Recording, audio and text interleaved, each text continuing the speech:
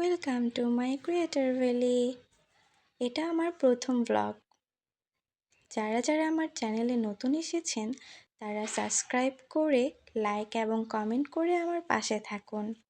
আশা করি আপনাদের ভিডিওটি ভালো লাগবে।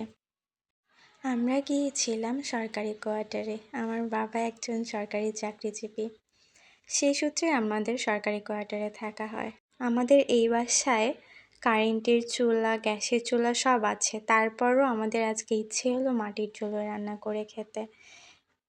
এই বাসাটাতে অনেকগুলো গাছ আছে, ফলের গাছও আছে, ফুলেরও গাছ আছে। দেখুন কত সুন্দর সুন্দর ফুল। এগুলো আমার বাবা আর আম্মু দুজনে মিলে লাগিয়েছে। ওদিকে আম্মু চুলোয় রান্না বসিয়ে দিল। এই যে শাক রান্না করবে। মায়ের হাতের রান্না কার না খেতে ভালো লাগে? সবাই চায় মা রান্না করুক আর আমরা বসে বসে খাই। আমিও তেমনটাই চাই, কিন্তু আমি যতটুকু পারি আম্মুকে সাহায্য করার চেষ্টা করি, কিন্তু আম্মু কাজ করতে দেয় না আমাকে। এই যে দেখুন কত সুন্দর মাটির চুলায় ধোঁয়া উঠছে। এগুলো রান্নার মজাই আলাদা, টেস্ট আলাদাই হয়। যতই গ্যাসের চুলায় রান্না করা হোক, ম্যাজিক চুলায় রান্না করা হোক, মাটির চুলার রান্না স্বাদই আলাদা। আরেক চুলায় ভাত বসিয়ে দিল। আমাদের যেহেতু দুই চুলা, দুটোই মাটির চুলা, তাই এক চুলায় তরকারি আরেক চুলায় ভাত রান্না করতে অনেক সুবিধা হয়। কত সুন্দর আকাশটা মেঘলা হয়ে আসছে। আমাদের বাসায় পেঁপে গাছও আছে। এই পেঁপের গাছটা আমার বাবা লাগিয়েছে। দেখুন কতগুলো পেঁপে হয়েছে। আমার বাবা অপেক্ষা করছে কবে এই পেঁপে পাকবে, তারপরে আমার বাবা খাবে।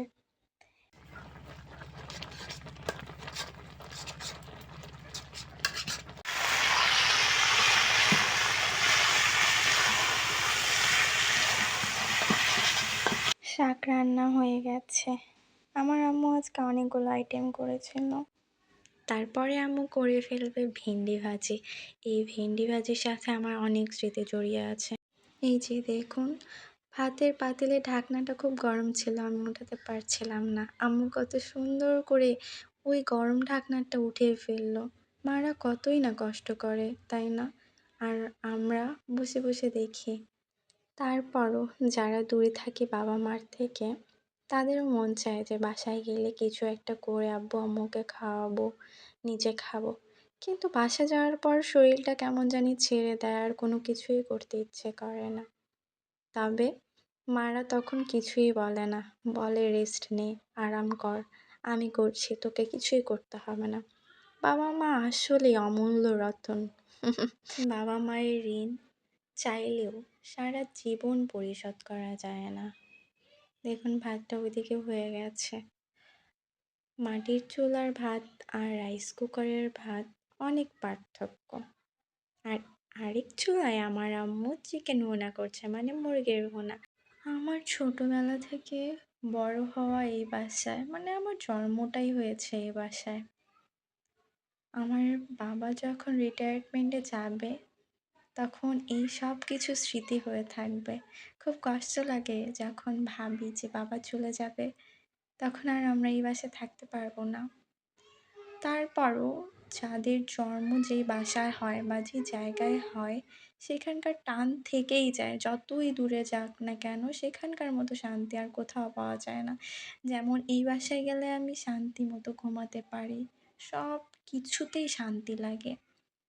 এই যে আম্মুর মুরগি ভুনা হয়ে গেছে। আম্মুর হাতের মুরগির ভুনা যা টেস্ট, আমি নিজে রান্না করলে কখনো এই টেস্ট আনতে পারি না। ভাত হয়ে যাওয়ার পরে আরেক চুলায় আমি ডিম সিদ্ধ করতে বসিয়ে দিয়েছিলাম। কথা বলতে বলতে আম্মুর রান্না শেষ হয়ে যাচ্ছে। আম্মুই রান্না করার সময় আমাকে কতই না ছোটবেলার গল্প শোনাচ্ছিল, শুনে খুব হাসি পাচ্ছিল। আজকে আপনাদেরকে নতুন একটি পদ্ধতি দেখাবো। আমার আম্মু ডিম ভাজে কীভাবে, সিদ্ধ ডিমটা। এই যে কড়াইতে তেল দিয়ে তেলটা একটু গরম করার পরে সেই কড়াইতে লবণ আর হলুদ দিয়ে দিয়েছে। এরপরে ডিমগুলো আস্তে করে ছাড়ে দিছি। দেখুন কত সুন্দর ভাজা হয়ে গেল। আম্মু রান্না করতে গেলে আমি এইভাবে আম্মুর প্রায় পাশে বসে থাকি আর গল্প শুনি। আম্মু রান্না করতে করতে অনেক রকমের গল্প শোনায় আমাকে, ভালোই লাগে শুনতে। যদিও বা আজকে অনেকগুলো আইটেম হয়ে গেছে। এরপরে দেখাবো আমাদের ওই সরকারি কোয়ার্টার পুরা এরিয়াটা কেমন দেখতে। এই যে আমার রান্না শেষ হয়ে গেছে। আমার পুরো ভিডিওটি যদি আপনাদের ভালো লাগে তাহলে সাবস্ক্রাইব, লাইক, কমেন্ট করে পাশে থাকবেন। ধন্যবাদ সবাইকে আমার সম্পূর্ণ ভিডিওটি দেখার জন্য।